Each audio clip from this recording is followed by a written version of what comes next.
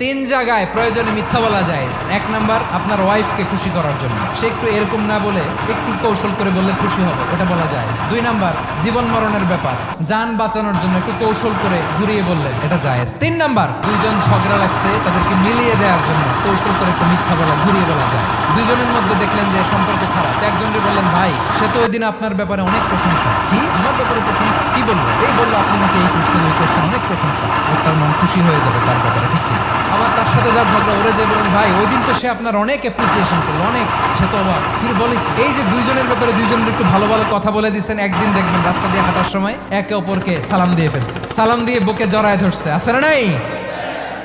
আবার মিলমিশ হয়ে গেছে। কিন্তু আমাদের স্বভাব হইলো, দুই প্রতিবেশী যদি একসাথে বসে একসাথে হাঁটে, দূর থেকে দেখলে আমাদের জলে, আছে না নাই? ঘটনা কি? এই দুইটার মধ্যে এত মিল কেন? এই দুইটার মধ্যে গিরিঙ্গি লাগানো যায় কিভাবে? আল্লাহর কাছে তওবা করি, এই মানসিকতার যেন আমরা না, আমরা মিলিয়ে দিই।